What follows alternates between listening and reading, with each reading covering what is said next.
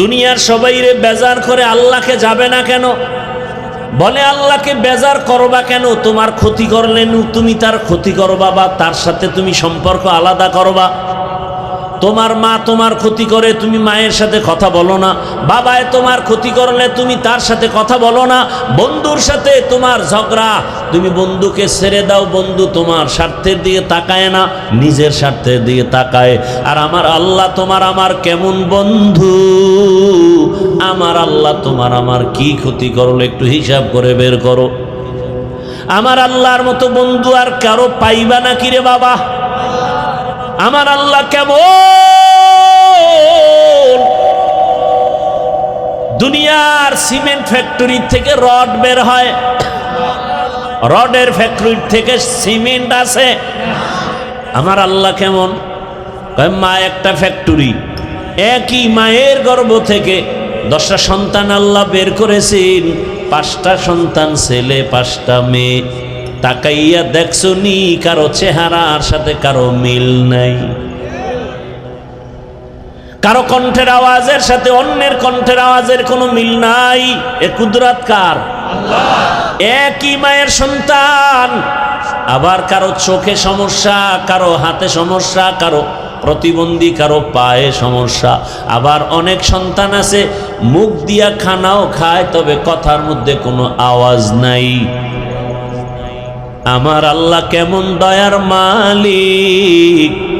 দুনিয়াওয়ালারা কিছু উপকার করলে এটার আবার বাহাদুরি করে। আমার টাকার মসজিদ, আমার টাকার মাদ্রাসা, আমার টাকা মুখে বাড়ি করছে, আমার টাকা এটা করছে। আমার মাওলা আমাদের এত কিছু দিয়েছে, কোনদিনও আল্লাহ বলে নাই বান্দা তুই আমারটা খাইয়া তুই বড় হইছ। এটাকে বলে এহসান জিতলানো। আল্লাহ পাক এহসান জিতলায় না। আল্লাহ কয় দেখ তুই যেই পরিমাণ গুনাহ করছো, রাতের বেলা সারা রাত মোবাইলে চোখের গুনাহ করো, হাতের গুনাহ করো, জবানের গুনাহ করো, অন্তরের গুনাহ করো। তোর এই গুনার খবর যদি তোর মা জানে, তোর মা তোকে আদরে ডাকবে না, বাবাও তোরে ভালো নজরে দেখবে না, বোন তোকে ভালো ভাই হিসেবে দেখবে না। তোমার অন্যায়ের খবর তোমার স্ত্রী যদি জানে, তোমার ঘরে আর থাকবে না। তোমার সন্তান জানলে বাবা বলে ডাকবে না। আল্লাহ কয় আমি সব দেখছি। তুই পানির মধ্যে ডুব দিয়া কি অন্যায় করেছো, আমি সব দেখছি। ঘরের দরজা জানালা বন্ধ করে কি করেছো। আমি আল্লাহর দেওয়া বাতাস, আমার দেওয়া সূর্যের আলো, চাঁদের আলো, পানি, নদীর মাছ খাও, জমিনের ফসল খাও, গাছের ফল খাও।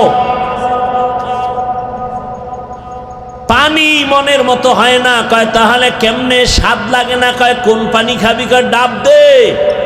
ডাবের পানির মতো এমন মজার পানি দুনিয়ার কারো অচেনা নাই আর অরুচি নাই। আমার দেওয়া পানি যত বড় রোদের তাপ হোক না কেন, নারিকেল গাছের আগার ওই ডাবের পানি কখনো গরম হয় না। আমি আল্লাহ তোর জন্য বানাইছি, আমি আল্লাহ নিজে খাওয়ার জন্য বানাই নাই।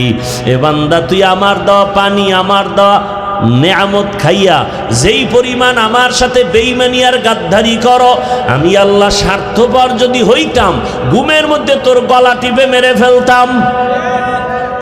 আমি আল্লাহ রাগ করি নাই। আমি আল্লাহ রাগ করে পানিও বন্ধ করি নাই, বাতাস বন্ধ করি নাই, খানাও বন্ধ করি নাই। বরং আমি আল্লাহ তোরে বারবার ডাকাইলাম, আয় হাইয়া আলাস সালাহ। ফজরে ডাক দিছে আসসালাতু খায়রুম, তোরে ফজরে ডাকছে আয় তাড়াতাড়ি সেজদা কর, ঘুমের চেয়ে নামাজও ভালো। আর তুমি ঘুমাইও না, ঠিক মতো পড়িলে নামাজ জান্নাত তোমার ঠিকানা। পশু পাখি কীট পতঙ্গ কেউ ঘুমিয়ে রইল না, মানুষ হয়ে ঘুমিয়ে থাকা ঠিক তো মোদের হবে না। আহাতে মন কঠিন দিনেতে নামাজ তোমায় ভুলবে না, ঠিক মতো পড়িলে নামাজ জান্নাত তোমার ঠিকানা। আমার প্রাণের ভাই বোনেরা জলদি করে উঠে যাও, ওযু করে তাড়াতাড়ি নামাজ পড়তে লেগে যাও। আহা নবী বেনামাজির শাফাআত করিবেন না, ঠিক মতো পড়িলে নামাজ জান্নাত তোমার ঠিকানা। ঘুমের চেয়ে নামাজ ভালো আর তুমি ঘুমাইও না, ঠিক মতো পড়িলে নামাজ জান্নাত তোমার ঠিকানা। আমি আল্লাহ ফজরে ডাক দিলাম, আয় ঘুমের চেয়ে নামাজ ভালো, তুই নাই। আমি আল্লাহ বেজার হই নাই। আবার জোহরে বলেছি মুয়াজ্জিন ডাক দাও, জোহরে ডাকা হইল, তোরে পাওয়া গেল না। আবার আল্লাহ রাগ না করে আসরে ডাকছে, আয়, আসরে তোরে ডাকা হলো, আসলি না। ও বান্দা মাগরিবে ডাকছে, তুই নাই। এশার নামাজে ডাকছে, তুই নাই। আল্লাহ কয়, এখন আমি নিজে আসছি প্রথম আসমানে গভীর রজনীতে। অতিও গভীর হয় রজনী যখন, নীরবে প্রভুর নাম জপিও তখন। প্রভুর করুণা যদি পাইবারে চাও, গভীর রাতে উঠে প্রভুর গুণগান গাও। আল্লাহ বলেন, আমি এখন প্রথম আসমানে এসে গেছি এমন টাইমে যেই সময় আসমান ঠান্ডা, জমিন ঠান্ডা, গাছের পাখিরা ঘুমায়, নদীর মাছ ঘুমায়, মানুষ ঘুমায়, ঘর নীরব, জমিন নীরব, আসমান নীরব। আমি আল্লাহ একমাত্র মুহাব্বতের নজরে ডাকছি, ও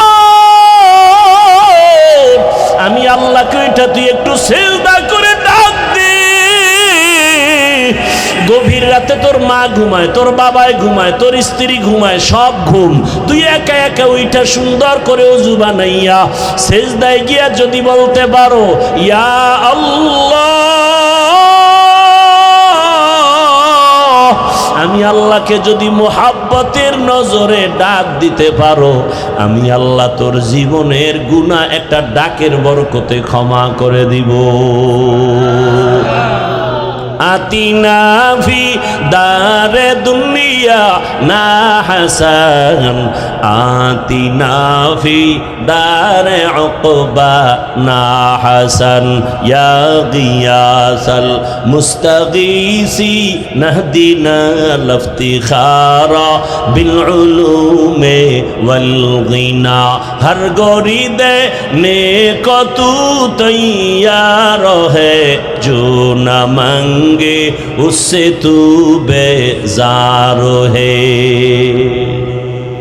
দুনিয়ার সবাইকে বেজার করা যাবে, কাকে বেজার করা যাবে না? আল্লাহ। কিন্তু আল্লাহকে বেজার কতদিন করবি রে যুবক? জীবনে তো আল্লাহর বিরোধিতা কম করলি না। আল্লাহ কয় নামাজ পড়, তুই চ্যালেঞ্জ দিছো পড়বো না, দেখি কে কি করে। এরকম কত চ্যালেঞ্জ দিয়া নামাজ ছাড়লি, দাড়ি কাটলি, বেপরদায় চললি। বান্দা এখনো কি তওবা করবি না? আল্লাহর কাছে ফিরিয়ে কি যাইবা না? চোখের সামনে কত যুবকের লাশ, এমন একটা দিন নাই যে যুবকের মরণের খবর পাই না রে বাবা। এখনো সময় আছে, আমার আল্লাহকে মোহাব্বতের নজরে ধরো, গুনাহ ছাড়ো।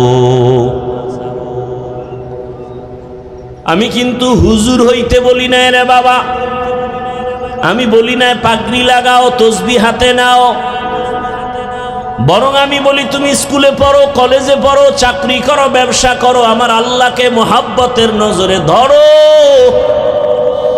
তোমার মতো জেনারেল লাইনের যুবক স্কুলে পড়ে, কলেজে পড়ে, 5 বেলার নামাজি নাই। বিবেকটাকে প্রশ্ন করো বাবা, তুমি কেন পারো না? তোমার কপালে কার অভিশাপ লাগছে বলো? তোমার মতো যুবক জেনারেল লাইনে র্যাব, আর্মি, পুলিশ, বিডিআর এর চাকরি করে, নামাজি নাই। আল্লাহ বিবেক দিছে, বিবেকটাকে জিজ্ঞাসা করো তুমি কেন পারবা না? তোমার মতো যুবক রাস্তায় গাড়ি চালায়, নামাজ ছাড়ে না, বলো তুমি পারো না কেন? অবশ্যই তোমার কপালে জানি কার বরদোয়া লাগছে, কোন বেয়াদবি জানি কইরা বরদোয়া নিছো, যে কারণে কোনো বয়ানে তোমারে ধরে না। আরে হেদায়েতের দরজাও খুলে না।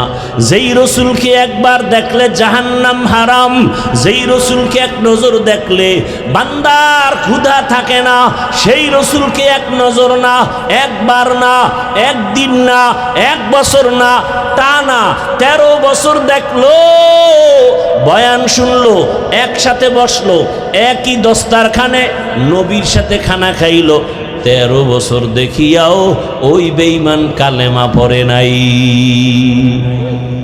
13 বছর দেখার পরও কালেমা পড়ে না। কত বড় নিকৃষ্টতম বেঈমান নাম জানেন?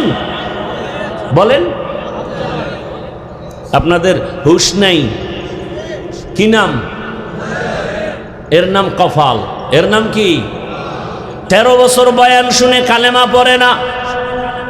আর অন্যদিকে এক 27 বছরের যুবক তরবারি নিয়ে দৌড়ায় আমার রসুলকে জবাই করবে। কয় বছরের? 27 বছরের যুবক দৌড়ায় আমার নবীকে জবাই করবে, তরবারি নিয়ে দৌড়ায়।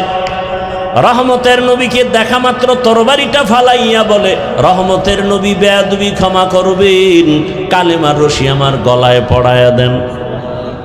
সুবহানাল্লাহ। না কয় বছরের যুবক? 13 বছর বয়ান শুনছে, আবু জাহাল কালেমা পড়ে না।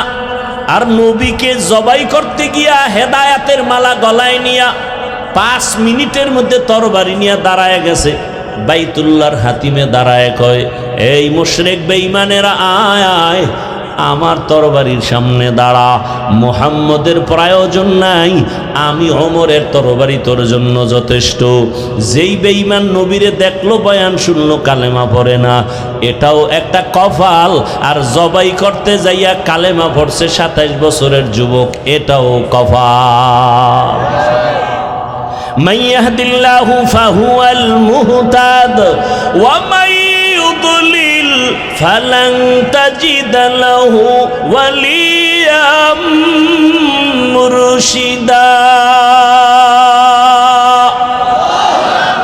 আল্লাহ যাকে হেদায়াত দিবেন সে পেয়ে যাবে, যার কপাল খারাপ সে পাবে দূরের কথা, হেদায়াত পাওয়ার কোনো মুর্শিদও পাবে না। মুর্শিদ মানি পথ প্রদর্শক, পথ দেখানেওয়ালা। কিসের পথ দেখায়? বিড়ি টানার, গাঞ্জা খাওয়ার। জান্নাতের পথ দেখাবে, হেদায়াতের পথ দেখাবে। এরা হলেন আল্লাহর কোরআনের ভাষায় মুর্শিদ। ওই কপাল পোড়া যার কপাল খারাপ সে মুর্শিদও খুঁজে পাবে না।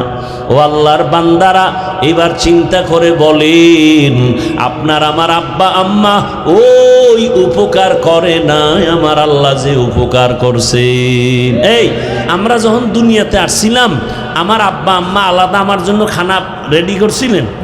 যারে বাচ্চা আসতেছে, ডাক্তার তাড়াতাড়ি খানা দাও, আমার বাচ্চা আসতেছে কালকে, আমার খানা রেডি করতে হবে।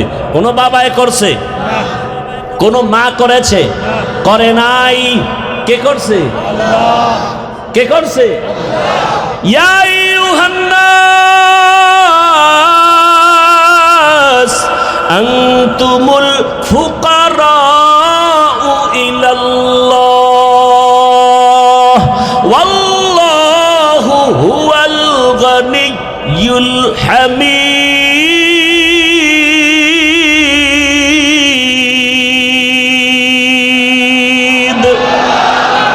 গর তাওয়াক্কুল নিকুনিহার সুবহ শাম মিরসানাদ রিজকে তু আজলা মাকাম জুজবা হাকচি জে মখাজ ইনসুজা ফজলে উআ মস্তে দর জুমলা জাহা।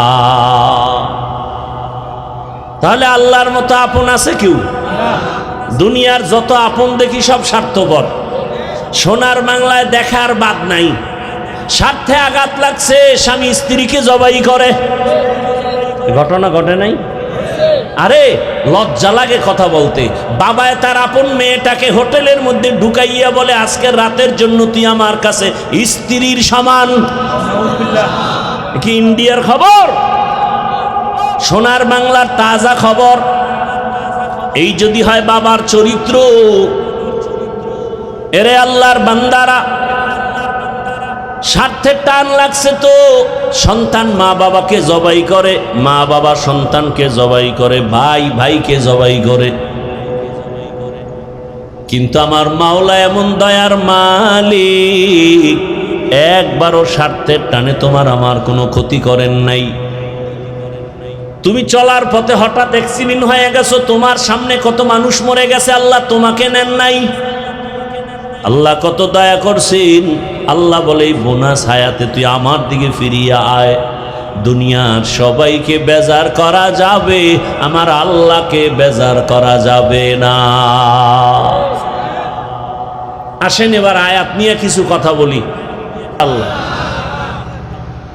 হাদিসের উপরে কিছু কথা বললাম। দুনিয়ার সবাইকে বেজার করা যাবে, আল্লাহকে বেজার করা যাবে না। আসেন আয়াতের মধ্যে আল্লাহ কি বললেন? ওয়ামা খালাকতুল জিন্না ওয়াল ইনসা ইল্লা লিয়াবুদুন। আমি মানুষ ও জিন সৃষ্টি করি নাই। নেতিবাচক আওয়াজ। এরপরে আল্লাহ বললেন হ্যাঁ করেছি ইবাদতের জন্য। ঘুরাইয়া বললেন কেন? ডাইরেক্ট যদি বলতেন আমি মানুষ ও জিন বানাইলাম ইবাদতের জন্য, এ কথা বললেই তো হইতো। আল্লাহ প্রথমে বললেন আমি জিন ও ইনসান সৃষ্টি করি নাই, এরপরে আবার বললেন হ্যাঁ করেছি ইবাদতের জন্য। আল্লাহ এভাবে ঘুরাইয়া বললেন কেন? ফিআলুল হাকিম লা ইয়াখলু আনিল হিকমা। হাকিমের কোনো কাজ হিকমত থেকে খালি না, জ্ঞানীদের কোনো কাজ জ্ঞান থেকে শূন্য না। আল্লাহ এভাবে বলার কারণ অনেক। এর মধ্যে একটা কারণ হলো আল্লাহ দুনিয়ার সমস্ত মানুষের ব্রেনটাকে ওয়াশ করলেন। ও দুনিয়ার মানুষ, তুমি দুনিয়াতে এসে এত ব্যস্ত হয়ে গেলা, মায়ের খেদমত করার সময় পাও না, বাবার খেদমতের সময় পাও না, তুমি তোমার ব্যবসার সময় পাও না, চাকরিতে দৌড়াও সময় পাও না, গোসলেরও টাইম পাও না, ঘুমানেরও টাইম পাও না। এমন জিন্দেগি নিয়ে তো আমি আল্লাহ তোরে পাঠাই নাই। আমি তোরে বানাই না কথা দিয়ে তোর জেহেনটাকে ওয়াশ করলাম, অন্তরে ঢুকাও, তোমাকে বানানোই হয় নাই। হ্যাঁ হয়েছে, তোমার জীবনের A to Z একটাই তোমার জীবনের ডিউটি, আর কোনো ডিউটি নাই তোমার জীবনের জন্য। একটাই মাত্র ডিউটি, সেই ডিউটির নাম কি?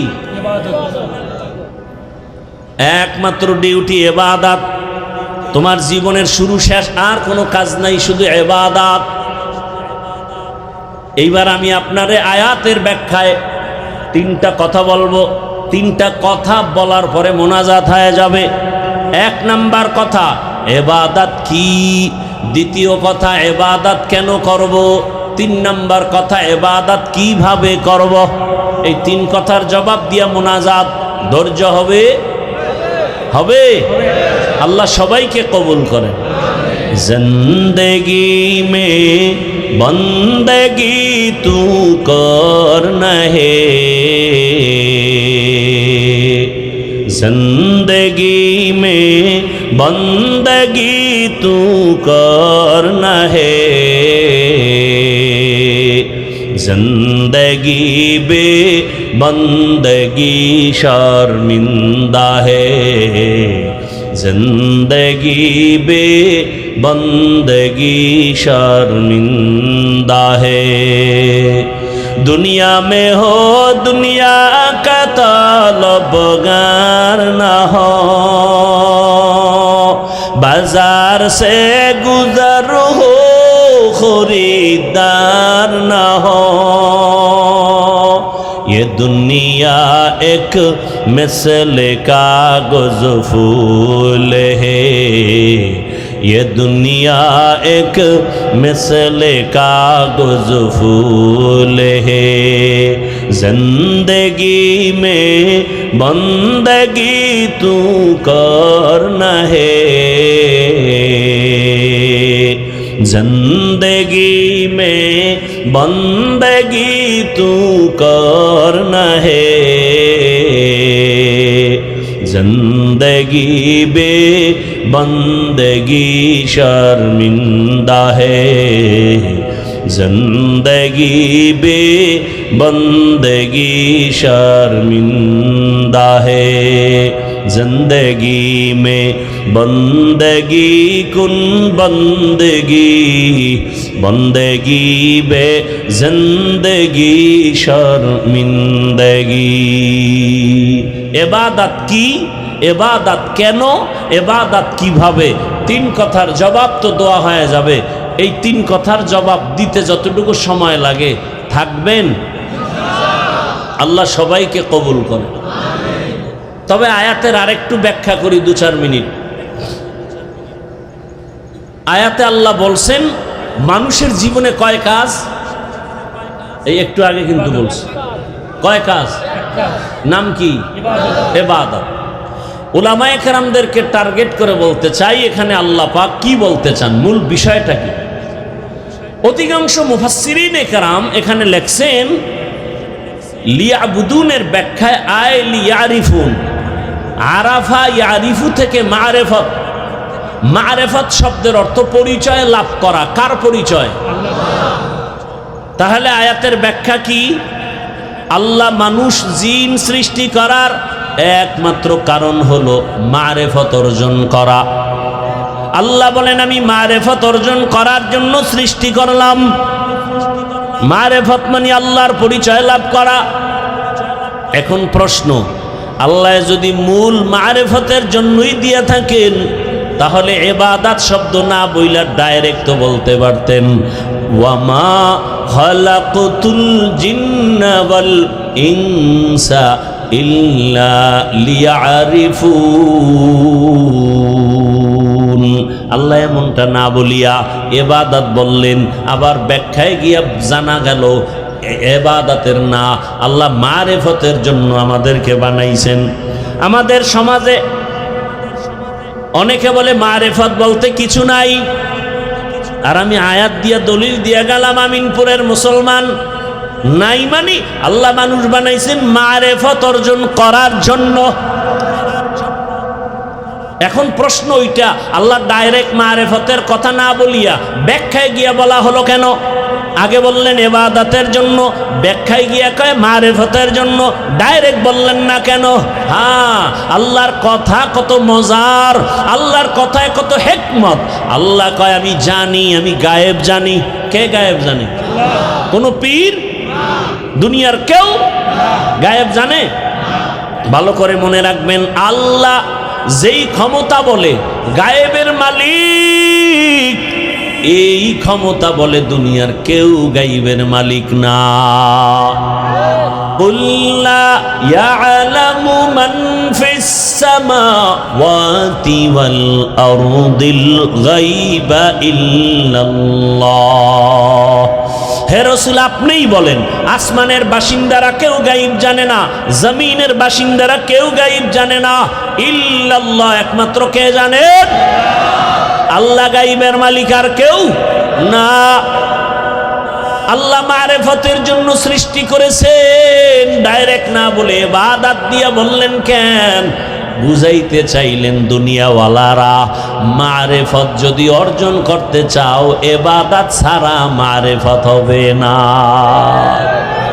শরীয়তরা মুকদ্দম দারে আকনু মারিফত আজ শরীয়ত নিসত বেরু শরীয়ত হো তরিকত হো তমামি हकीकत में मोहम्मद की गुलामी।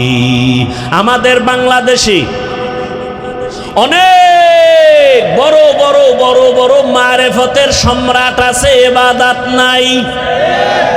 আছে না নাই? 24 ঘন্টা রড দিয়ে যদি পিটানো হয় আউযুবিল্লাহ বলতে পারে না।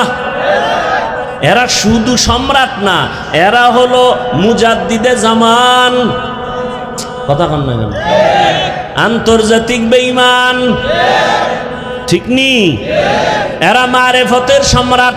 একজনে কয় না না, এরা মারেফতের সম্রাট না, এরা মরার পথের সম্রাট। কি এগো ডিজাইন আছে, কিন্তু ডিজাইন আউজুবিল্লাহ না পারলে কি হইব? ডিজাইন চোর হইলেও মানুষ বালা। কেমন ডিজাইন? কয় এদের চুলগুলো মহিলাদের মতো অনেক বড়। কি মহিলাদের মতো বড়? একজনে বলছে এরা শুধু চুলই বড় রাখে না, চুলের ভিতরে আবার জট, গায়ে দেয় সালার চট, হাতের ভিতরে আবার গাঞ্জার ভট।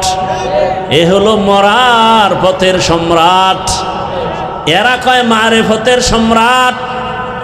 এরকম একজন মারেফতের সম্রাটের ঘটনা আমার ওস্তাদ বলতো। একজন অন্ধ ভিক্ষুক বাস স্ট্যান্ডের মধ্যে ভিক্ষা করে, মারেফতের চুল বড়ওয়ালা এক সম্রাট সিডি উঠছে, ঢাকা যাবে। কথার কথা, আবার কইের নেই ঘটনা কোন হাদিসে আছে। পাগল ছাগল লই এক বিপদ। ভাইরা আমার, উদাহরণ দেওয়া হয় কেন? এক্সাম্পলগুলো দেওয়া হয় কেন? আসল কথা বুঝাবার জন্য। এক্সাম্পল, উদাহরণটা বাস্তবে থাকতেও পারে, নাও থাকতে পারে। মূল কথা বুঝাবার জন্য উদাহরণ দেওয়া হয়। কিছু বোকা মানুষ এরা মূল কথার দিকে কান্না দিয়া উদাহরণ লইয়া লাফালাফি করে। আল্লাহ হেদায়াত দান করুন। ভাইরা আমার, একজনও কইছে আমরা ট্রেনে উঠা জান্নাতে যাব। কোথায় উঠা? ট্রেনে উঠা জান্নাতে যাব। এখন কি কেউ যদি কয় যে আমগো এই পাবনা থেকে যে ট্রেনগুলো ঢাকা যায়, এরম ট্রেন নি? এটা একটা প্রশ্ন, ভুল না ভাই? বুঝাইতে চায় কি? মুখাতাবকে, মুতাকাল্লিম কি বুঝাতে চায়, এটাকে বুঝতে হবে। আমি আপনাকে কি বুঝাতে চাই সেটা বুঝতে পারলেই হলো। বিয়ার সময় যখন ইজাব কবুল হয় না, খুতবা টুতবা পইরা মাইয়ার পক্ষ থেকে যে নাই না স্বামীর জিগায়, অমুকের মাইয়া এত টাকা মহারানার দাবিতে তোমার কাছে বিবাহ দিলাম, তুমি কি বলো? আর আপনাদের দেশে কি কয়? নাউজুবিল্লাহ। কি বলে? তুমি বলো আমি কবুল করলাম বা আলহামদুলিল্লাহ। আচ্ছা, সে বলছে আমি কবুল করলাম। এখন বিয়া শাদির পরে বাসায় নেওয়ার পরে এরপরে বউ কয় আমারে কাপড় দাও। না তো, আমি তোমারে কবুল করছি, কাপড় দেওয়ার তো আমি অদা করি নাই। কি আপনারা কি বলবেন? লোকটা বুদ্ধিমান না বোকা? বলে কবুল বলার মাকসাদ কি, উদ্দেশ্য কি, টার্গেট কি? টার্গেটটা বুঝো। টার্গেট হলো আমার জীবনে যা দরকার সব তুমি কবুল করছো এক শব্দ দিয়া। ভাইয়েরা আমার, এরকম চুল বড়, গাড়ির মধ্যে উঠছে, তো বাস স্ট্যান্ডে ভিক্ষুক থাকে না, তো অন্ধ চোখে দেখে না, লাঠি দিয়ে টোকায় টোকায় গাড়ি 2 টাকা, এই যাত্রী ভাইরা কোথায় যাবেন? ঢাকা। আমি অন্ধ মানুষ, আমি অসহায়, আমি কামাই রুজি করতে পারি না, আমি বড় ভিক্ষা করে আপনাদের থেকে টাকা নেই। এমন মজার বয়ান দিছে, সবার দিল নরম হয়ে গেছে। কয় আপনারা আমাকে 1 টাকা 2 টাকা দেন, এগুলো নিয়ে আমি কিছু সন্ধ্যাবেলা ভিক্ষা করে সন্ধ্যাবেলা কিছু বাজার নিয়ে বাসায় যাই। বাসায় যাওয়ার পর আমার ছোট ছোট সন্তান ওরা আব্বু আব্বু বইলা দরজার সামনে দাঁড়ায়। আমার 2টা বাচ্চা যখন আইসা বলে আব্বু মজা দাও মজা দাও, আমি আমার পকেট থেকে 2 বাচ্চারে 2টা চকলেট বের করে দেই। বাচ্চাগুলো আমার গলা জড়ায়, আব্বু তুমি কত ভালো কত সুন্দর। আমি বাচ্চা 2টারে গলার মধ্যে আঞ্জা করে ধরে বলি, মালিকেরে বলি ও মালিক। বাচ্চা 2টা বলে আমি নাকি অনেক ভালো অনেক সুন্দর, আমারে তুমি বানাইছো অন্ধ, আমি আজও পর্যন্ত দেখতে পারি না আমার সন্তানগুলো কেমন সুন্দর। ও ভাইরা, আমি জন্মান্ধ, চোখে দেখি না, কামাই করতে পারি না, আমারে কিছু টাকা দাও। মারেফতের চুলওয়ালা মায়া লাগছে, টাকা দিছে, প্রথমে নাও। ও আল্লাহ, এমন ওগো কি দেয়, চোখে দেখি না কিন্তু মোবাইলটা ধইরেই নাম্বার টিপা টিপা কল দেয়। টাকা হাতের মধ্যে লাগাইলেই বুঝে এটা কত নাম্বারের নোট। ঠিক নেই? বুঝা ফেলা এত টাকার নোট। ওই চুলওয়ালা যখন দোয়া টাকা দিছে না, দোয়া করবে কি কি বাসের মধ্যে তো নারীরাও থাকে, পুরুষেরাও থাকে, আমার টাকাটা কি পুরুষ দিল না নারী দিল, কেমনে বুঝবে? তো যায় কাছে গিয়া মাথায় হাত দিছে, হাত দিয়ে দেখে চুল বড্ড লম্বা, কলিজা ঠান্ডা হয়ে গেছে, আজকের প্রথম দান্ডাই ম্যাডাম থেকে পাইলাম, মনে মনে কর। এবার চিৎকার মেয়ের একটা দোয়া করছে, ও মালিক, আমার যাত্রা পথে প্রথম আমাকে এক চুলওয়ালা আমারে টাকা দিছে, দোয়া করি তার গর্বে একটা নেককার বাচ্চা দিও। চুলওয়ালা কও কি? আমি তো মারেফতের সম্রাট। কো এই জন্য তো শুনছি অনেকে বলছে তোমরা মারেফতের সম্রাট না, তোমরা মরার পথের সম্রাট। এরে আল্লাহর বান্দারা, যারা বলে মারেফত বলতে কিচ্ছু নাই, আমি বাংলাদেশে ঘোষণা দিছি তারা ভণ্ড।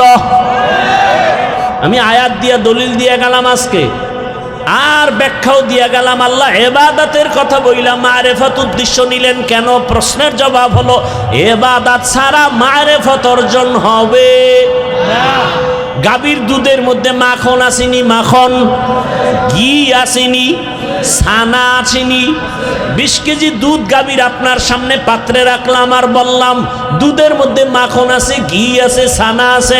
এক বোকা কয়টা একটু খুঁজা দেখি, হাতটা দিয়ে ভিতরে হাত দিয়ে খুঁজে 24 ঘন্টা যদি খুঁজে পাবে মাখন?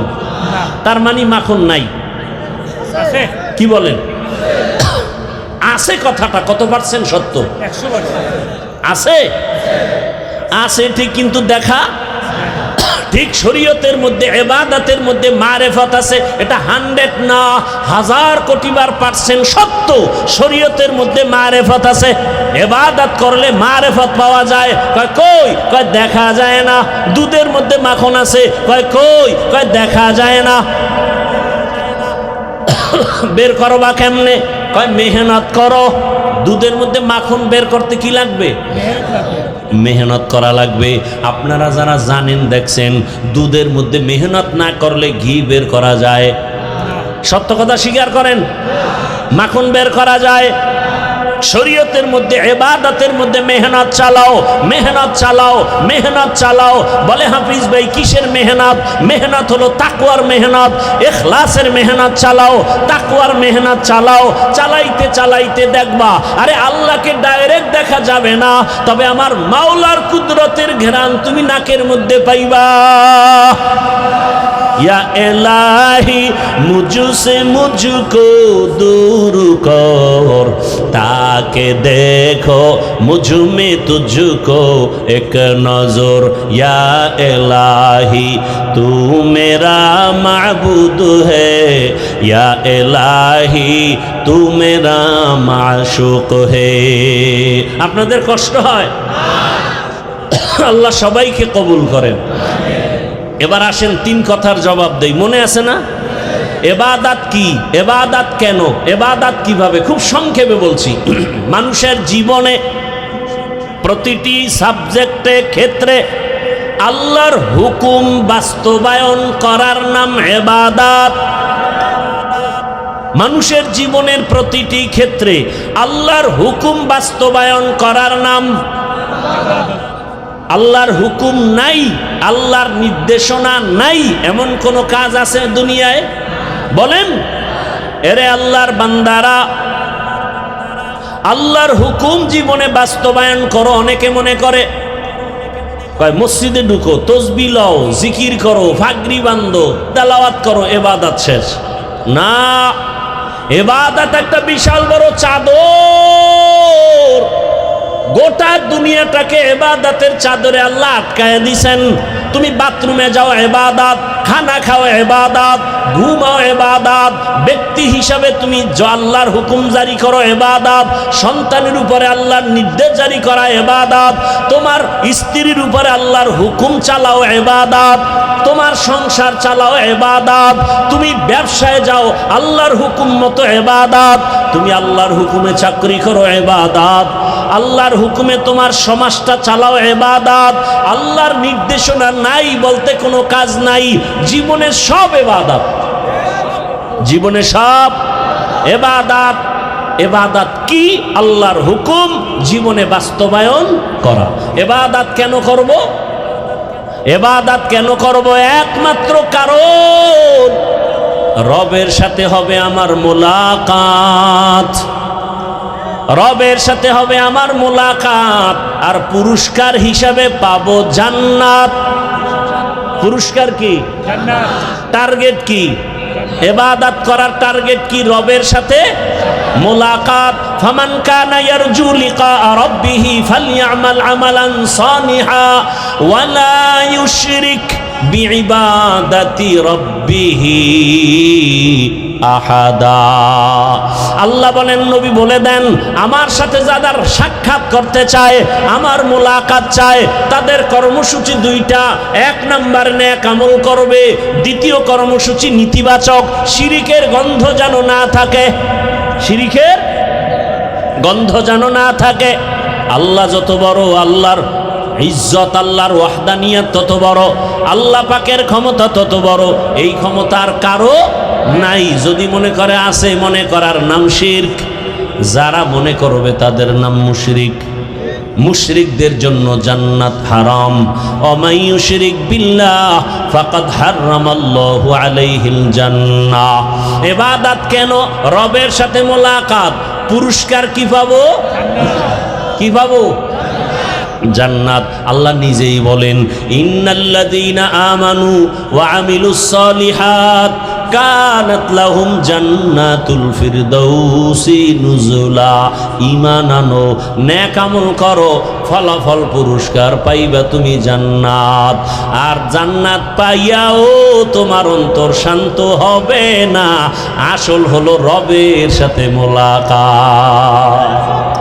জান্নাত সব গেছিগা, জাহান্নামীরা জাহান্নামে, জান্নাতীরা জান্নাতে। সবাই রুমে রুমে আছে, বিল্ডিংয়ে আছে।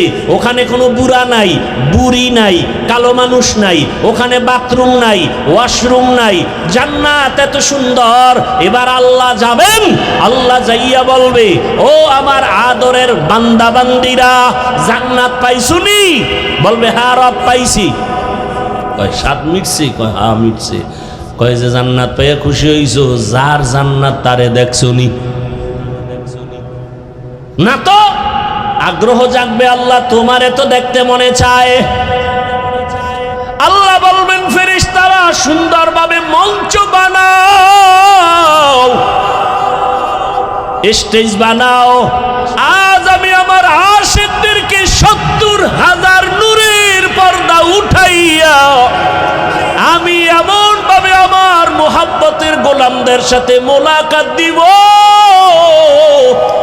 পূর্ণিমার চাঁদ দেখতে গিয়ে যেমন কারো কোনো ভিড় হয় না, ধাক্কা ধাক্কি হয় না, আমার জান্নাতীরা আমাকে এইরকম স্পষ্ট মজা করে দেখবে।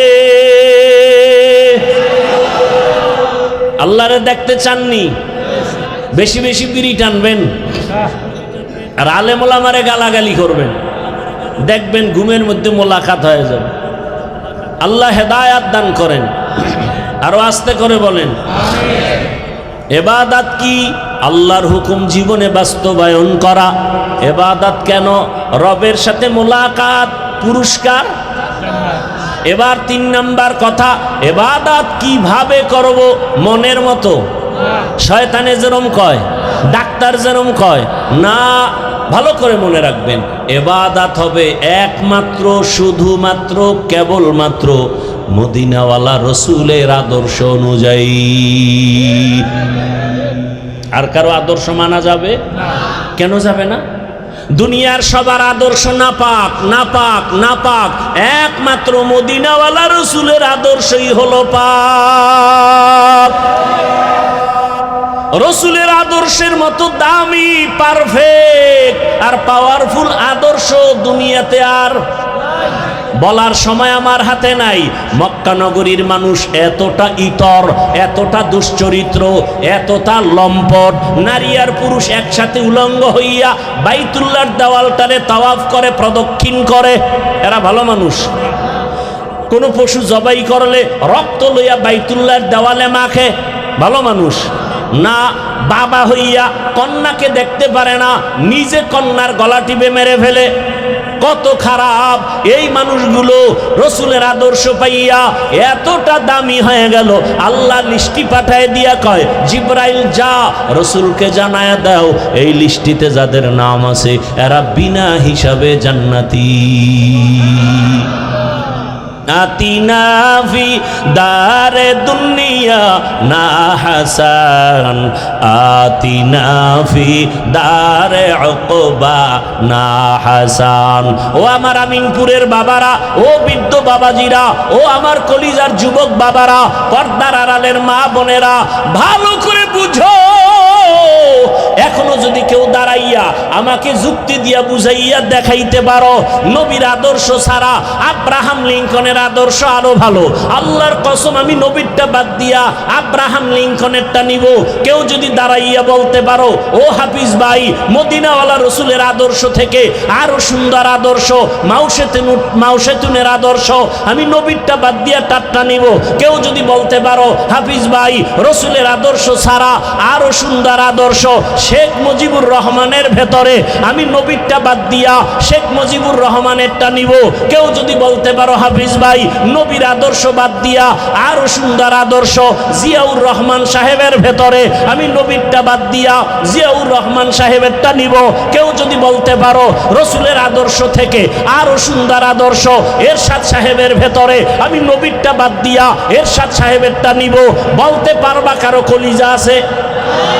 নাছে?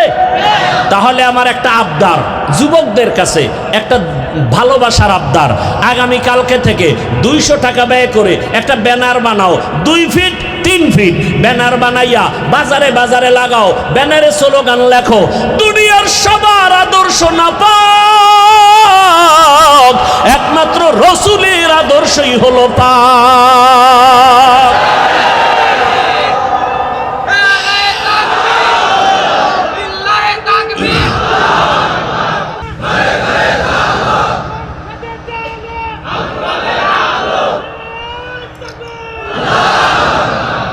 দুনিয়ার সবার আদর্শ কি? রসুলেরটা। দুনিয়ার সবার আদর্শ না পাক, রসুলের আদর্শ একমাত্র পাক। ব্যানার বানাও আর বাজারে বাজারে গ্রামে লাগাও। আর একটা ব্যানার বানাও, ওই ব্যানারে লেখবা, আল্লাহর কসম এই জমিনে যতদিন পর্যন্ত রসুলের আদর্শ কায়েম হবে না ততদিন পর্যন্ত জমিনে শান্তি কেউ দেখবে না। শান্তি আছে? নাই। রসুলের শান্তি হলো ইসলামে, শান্তি হলো ইসলামে, কোরআনে, রসুলের আদর্শের মাঝে। এই যে এখানে আপনারা দীর্ঘ টাইম বসে আছেন, কত গরম, এরপরও কোনো লড়াচড়া আছে? কোনো বিরক্ত আছে? এটা কি পুলিশের ফিডার ভয়, র্যাবের বাড়ির ভয়? এটাই ইসলামের আদর্শ। প্রমাণ করে ইসলাম শান্তি দেয়, পৃথিবীর আর কেউ শান্তি দেয় না। শান্তির একমাত্র ঠিকানার নাম ইসলাম। আর চাপাবাজি করবে আজীবন, শান্তি দিতে পারবে না রসুলের আদর্শ ছাড়া। রাগ করতেছেন? আপনি মানেন আর না মানেন চুপ থাকবেন, কিন্তু বিরোধিতা করলে ছাড় নাই। প্রথম কথা মনে আছে? নামাজ পড়েন না, আপনাকে সালাম দিব, চুপ থাকেন। নামাজের বিরুদ্ধে কথা বললে ছাড় নাই। আর একটা পয়েন্ট মনে রাখবেন, এই জমিনে হুজুরেরা আলেমরা যেই মাঠে নাইমে আন্দোলন করছে সেই আন্দোলন কামিয়াব হয়ে গেছে। খুব সতর্ক, সাবধান। আমরা আপনাদের কলিজার বন্ধু, আমাদের মতো বন্ধু আপনাদের কেউ নাই, কসম আল্লাহ। আমাদের মতো বন্ধু, ওলামায়ে কেরামের মতো বন্ধু এই জাতির জন্য নিঃস্বার্থ বন্ধু আর কেউ নেই। আধা মিনিট একটা উদাহরণ দেই, জানলে জবাব দিবেন, না জানলে চুপ থাকবেন। সরকারি যারা চাকরি করে, বেসরকারি চাকরি করে, প্রতিদিনের ডিউটি কত ঘন্টা জানলে বলেন? 8 ঘন্টা। বলেন না কেন? 8 ঘন্টা। মাসে বেতন কত? নিম্নে 20,000। সত্য কথা বলছেন না? 20,000 টাকা বেতন, 8 ঘন্টা ডিউটি। আপনাদের অত্র অঞ্চলের ইমাম সাহেব আসেনি মসজিদে, ডিউটি কয় ঘন্টা প্রতিদিন? বলেন, বেতন কত? আল্লাহ বিবেক দিছে, বিবেকরে জিজ্ঞাসা করেন তো, এর থেকে জুলুম জমিনে আর আসেনি? এরপরে এত জুলুম করার পরও এরপরও হুজুরেরা গালি দেয়। হুজুর কত রিমান্ডে রাখে, জোহরের নামাজে নাই। রিক্সাওয়ালাকে হুজুর গেছিলেন কই? কে তুই? আমি রিক্সা চালাই। তোর এত পাওয়ার? 5 টাকা বেতন দিই। এরম বেয়াদব আছে না নাই? এত বেয়াদবি করার পরেও ইমাম সাহেব কাউরে গালি দিছে? মোনাজাতটা দিলেই দোয়া, এলাকায় শান্তি দাও, অসুস্থ রোগীর সুস্থ বানাও, কবরওয়ালাদের জান্নাত দাও, ব্যবসায়ীদের বরকত দাও। এরপরও ঘুরে ফিরে হুজুর খারাপ, হুজুর খারাপ, হুজুর খারাপ যারা কয়, ওর রক্ত খারাপ, রক্ত খারাপ, রক্ত খারাপ। আল্লাহ হেদায়াত দান করুন। ওয়ামা খালাকতুল জিন্না ওয়াল ইনসা ইল্লা লিয়াবুদুন। রহমতের নবীর আদর্শ পাক, আর বাকি সবারটা নাপাক কেন? কারণ ওর দেমাগ নাপাক, ওর গুনাহ করার কারণে চোখ নাপাক, কান নাপাক, অন্তর নাপাক, হাত নাপাক। এরপর খায়ও নাপাক। 3 বেলা পেট বইরা খাইয়ে যেই চোরায় বিড়ি টানে, কেমন পাক। আর একটু আপডেট হইলে গাঞ্জা, আর একটু আপডেট হলে মদের বোতল, খাইয়েই জিকির শুরু করে না? কেউ আমিনপুরের বাবারা কেউ মদ পান কইরা জিকির টিকির করে দেখছেন? বরং মদ পান কইরাই বউরে মা কয়। দেমাগ ঠিক না ব্যাঠিক? ও পাক না না পাক? এমন না পাক মানুষের চরিত্র ফুলের মতো পবিত্র। ভূতে ভাইছে, ভূতে না? আল্লাহ হেদায়াত দান করুন। লঙ্গির ভিতরে লাগছে গোবর। গোবর চিনেননি? কি ভারত থেকে আসে? এই গোবর পাক না না পাক? লাগছে কই? লঙ্গিত। এখন এই নাপাক গোবর দূর করতে হলে কি লাগবে? এখন একজনে পানি খুঁজতে খুঁজতে মাথা গরম, ঘাম ছুটে গেছে। আর একজনে কয় কি? ওকে পানি খুঁজি কেন? কয় লঙ্গিতে কি লাগছে? কয় ভাই তুই পাগল নাকি? এত খোঁজো পানি, পানি তো নিজের কাছেই আছে। আছে না? সত্য কথা বলেন, আছে না? পানির নাম কি? পেশাব। কয় ভাই, কয় ফো তুই আমার এই আধা ঘন্টা আগে কেন বললি না? এই বুদ্ধি থাকলে ঘাম ছুটাইতাম। তো চিন্তা করছে না, বুদ্ধি একেবারে খারাপ না, ঠেকা কাম সারি। প্রস্রাব দিয়া গোবর ধুইয়া ফেলাইছে।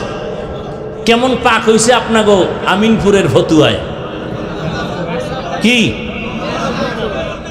নাপাক আরো সরাইছে? ঠিক। গোবরের নাপাক প্রস্রাব দিয়া ধুইলে যেমন নাপাক আরো ছড়ায়। যে নামাজ পড়ে না, রোজা রাখে না, সুদের সাথে জড়িত, ঘুষের সাথে জড়িত, পর্দা করে না, হালাল নাই, গুনা গুনা জেনা করে, মানুষের উপরে জুলুম করে, খায় নাপাক, এমন নাপাক কলারে যদি বলি আমগো ঘরডারে পাক বানায় দাও, আরো নাপাক ছড়ায় যাবে। বড় সাবধান। রহমতের নবীর আদর্শ এত সুন্দর, কারো সাথে কোনো ঝগড়া নাই। নবীর আদর্শ বলে আগে দেখলেই সালাম দাও। সালাম মানে কি? শান্তি। সেও আবার বলে ওয়ালাইকুম আসসালাম, সেও দোয়া করে শান্তি। দুই দিক দিয়া যখন শান্তির দোয়া চলে, ওখানে অশান্তি থাকতে পারে না। নবীর আদর্শের মধ্যে মিথ্যা কথা নাই, নবীর আদর্শে গালাগালি নাই, নবীর আদর্শে কারো হক নষ্ট করা নাই। নবীর আদর্শ বলে ও বড়রা ছোটকে আদর করো, ছোটরা বড়কে স্নেহ শ্রদ্ধার নজরে দেখো, খবরদার বেয়াদবি করবা না। ও আমার আমিনপুরের বাবারা, পর্দার আড়ালের মা বোনেরা, যুবক বাবারা, আমি একটু আগেও বলেছিলাম তুমি ডাক্তারি পড়ো, ইঞ্জিনিয়ারিং পড়ো, স্কুলে পড়ো, কলেজে পড়ো, তোমার কাছে আমার বিদায় বেলা দাবি নবীর আদর্শের মালা লাগাও। তুমি ডাক্তার হও, আমগো মাদ্রাসা আইসা হুজুর হওয়া লাগবে না। আমগো দেশে হুজুর কম না বেশি? অনেক বেশি। মাওলানার অভাব নাই, মুফতির অভাব নাই, মুফাসসিরের অভাব নাই। আউযুবিল্লাহ পারে না মুফাসসিরে কোরআন আছে না নাই? অভাব নাই। ফতুয়া দেওয়ানের হুজুরের অভাব নাই, ইমামের অভাব নাই, তাফসির করনেওয়ালার অভাব নাই, মুফতি সাহেবের অভাব নাই, পীরের অভাব নাই, মুবাল্লিগের অভাব নাই, মুজাহিদের অভাব নাই। আমগো দেশে অনেক হুজুর আছে। এখন দরকার আমগো দেশে আদর্শবান ডাক্তার নাই, আমগো দেশে আদর্শবান ইঞ্জিনিয়ারের প্রয়োজন, আদর্শবান এসপি দরকার, আদর্শবান ডিসি দরকার, আদর্শবান ওসি দরকার। আজকে যদি আমার দেশের সব ওসি আদর্শবান হইতো, আর আদর্শ পাক কাটটা, আদর্শ পাক কার? আদর্শ পাক একটু আগে বলছি না? সেই আদর্শওয়ালা যদি ওসি সাহেব হইতো, 5 ওয়াক্ত নামাজ পড়ে, ডিসি সাহেব আদালতে বসে 5 বেলার নামাজও পড়ে, এসপিও নামাজ পড়ে, আমাদের দেশে কোরআনের বয়ান চলতো, কোনো সুদখোরের থেকে অনুমতি নেওয়া লাগতো না। এজন্য বলে গেলাম, ও যুবক বাবারা, ডাক্তার হও, ইঞ্জিনিয়ার হও, প্রফেসর হও, এসপি হও, ডিসি হও, মন্ত্রী হও, এমপি হও, চেয়ারম্যান হও, ব্যবসায়ী হও, চাকরিজীবী হও, তবে বেয়াদব হইও না। বলবা হাফিজ ভাই বেয়াদব হব না মানি? সংক্ষেপ কথা হলো, মা বাবার সাথে বেয়াদবি করবা না, শিক্ষকের সাথে করবা না, ওলামায়ে কেরামের সাথে করবা না, জীবনটা তোমার বিপন্ন হবে, জীবনটা মরার আগে ধ্বংস হয়ে যাবে। শুরুতেই বলছিলাম, তোমার মতো জেনারেল লাইনের যুবক স্কুল কলেজে পড়ে, 5 বেলার নামাজ পড়ে, ডাক্তার প্রফেসর ইঞ্জিনিয়ার 5 বেলার নামাজ পড়ে, বলো তুমি পারো না কেন?